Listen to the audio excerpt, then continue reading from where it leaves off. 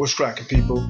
It's your man Cousin T, aka the Alpha Wingman, representing high-level technicians operating globally and beyond. So listen, today we're going to discuss Part 2, or what I like to refer to as Exhibit B, in the case for Pookie and RayRay series. So in Part 1, or Exhibit A, I went over 10 points to ponder to understand whether or not you yourself may or may not be a Pookie or RayRay.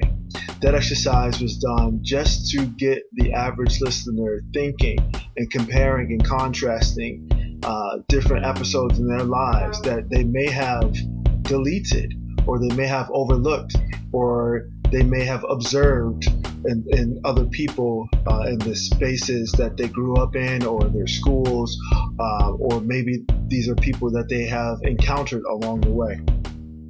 So in Exhibit B, I want to first start by posing the question. And when we think about Maslow's theory of need, or the hierarchy of need, I have to ask the question, what if, quote unquote, Pookie and RayRay had their basic Maslowian needs met?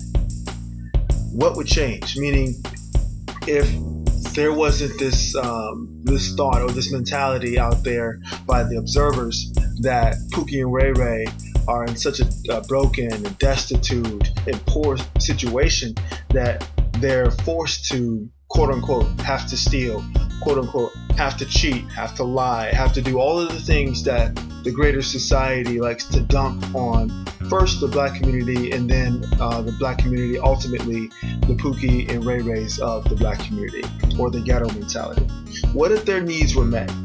What if they didn't have to worry about housing, food, clothing, education, various things that people take for granted and say that are lacking in Pookie and RayRay's development?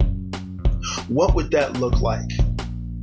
Well, before we go into that, I want to say this one thing. Truth is revealed by three things. Now, I know Ron Reels did a video a few videos back talking about how two things can reveal truth. I want to offer that three things, in my experience and my observations, lead to the truth coming out. The first thing is ease. If things are easy, if things are flowing freely, people tend to be their true selves because they're comfortable. They don't have to be defensive. They don't have to worry about conflict. The second thing is danger. When people are faced with a fight or flight situation, then the truth about their nature and their character is revealed in those moments. The third is with solitude. People often say that they're the best singers in the shower, or they are the next hip hop group when they're alone in their car on their way to work. When we are by ourselves and we're alone, we are in our true element, and there's nothing but truth around us at that time. So those are the three things that reveal the truth about a person: ease, danger, and solitude. So keep that in mind and tuck that in the back of your head. So to answer the question, or to approach the question of what if Pookie and RayRay had their basic Maslowian needs met, I want to cite three examples of luminaries who came from the quote-unquote ghetto, surrounded by would-be Pookies and RayRays, and who at different points may have been considered Pookies and RayRays themselves. Now, I won't go into an in-depth discussion or breakdown about these three examples, but when I mention the names and I mention their timelines, there should be some imagery that comes up in the collective psyche of the listeners. The first person I want to mention is Dr. Huey Pete Newton. He was born in Monroe, Louisiana in 1942, and he was assassinated in Oakland, California in 1989. We know him as one of the visionaries and founders of the Black Panther Party. So he was born in a space that could be considered the backwoods or the ghetto now if you do a search on Monroe County. And he was assassinated in what is considered ghetto America when you talk about the late 80s, early 90s. Second, let's look at Tupac Amaru Shakur. He was born in Harlem, New York in 1971 and was assassinated in Las Vegas, Nevada in 1996. Same thing here. Even though at some point in Tupac's upbringing he was sent to a school for the arts, he was still considered to be born in what would be looked at as the ghetto, Harlem, New York, to a mother who was addicted to drugs. We already know what Tupac's trajectory was. And third, I want to put out as an example the late Nipsey Hussle, who was born in Los Angeles, California in 1985, and who was assassinated yet again in Los Angeles in 2019. Now, I think that the last one makes the strongest case for what would happen if a quote-unquote Pookie or RayRay was born in a ghetto situation, but given the opportunity or provided with their basic needs, or given the tools to be able to provide their most basic needs. That's food, clothing, shelter, sense of purpose, direction, upward understanding of education, and access, which is the most important question or the most important element of this entire scenario. My assertion at this point will be that the majority of people who look down on the quote-unquote Pookies and RayRays of the community always withdraw the idea that if these individuals were given the opportunity to get access to their basic need, to have their basic needs met, not only that, if they were given access to an education that was more practical, like a trade, or how to build wealth through real estate purchase or whatever.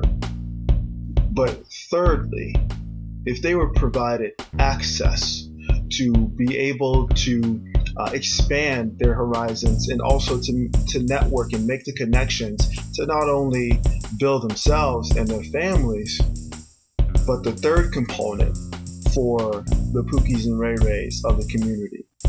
The thing that these three examples have in common is that they were born in what was considered the ghetto, but the energy that they possessed drove them to do more.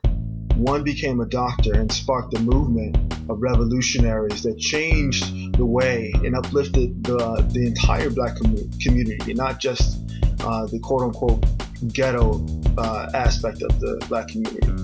Another one, through his talents, was able to elevate himself and to speak back to many schools in the quote-unquote ghetto American situations. And throughout his lyrics and throughout the times that he toured, he was making those connections and networking with other Black entertainers to create projects that would ultimately uplift the Black community as a whole, not just the ghetto aspect of the Black community, but the Black community throughout the entire perceived society.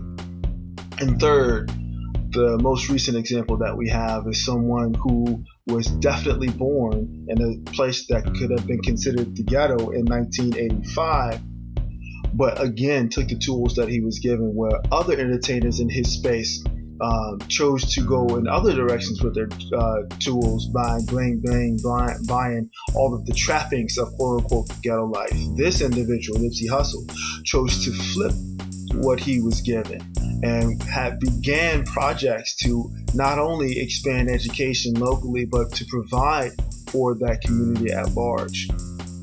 I'd like to submit to the public that this And these are the examples. Even though that there are hundreds of other examples of what a Pookie and RayRay, quote unquote, would do if they were actually given the tools, given the space, and given the access to fulfill not only their basic needs, but in the tradition of the ancients, of where they came from and where we all came from, not only build for themselves, but the alphas among them would make sure that everybody else ate as well. So just imagine the type of fans and women and groupies that this type of display of power gets the average entertainer or the average public speaker or the average athlete or the average person who achieves a level of status. These individuals achieved astronomical things, and as a byproduct of those successes were a plethora of women from all different walks of life, but ideally they received the adoration and the fanfare and the lust and the gaze of high status women, the type of women that men the world over lust after, the type of women that men the world over pay for just to get access. These individuals, and the mentality is that Pookies and RayRays at large get easy access to these women, that women go out of their way to access this type of energy, the energy of a leader, the energy of a person or a man who does not give a fuck about the rules of society, the energy of someone who lives life like they have nothing to lose. But I won't go too far because we have one more part.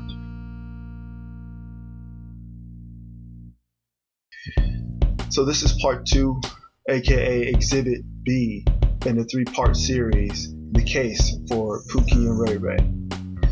Once again, this is your man, Cousin T, aka the Alpha Wingman, saying stay sharp and mission focused.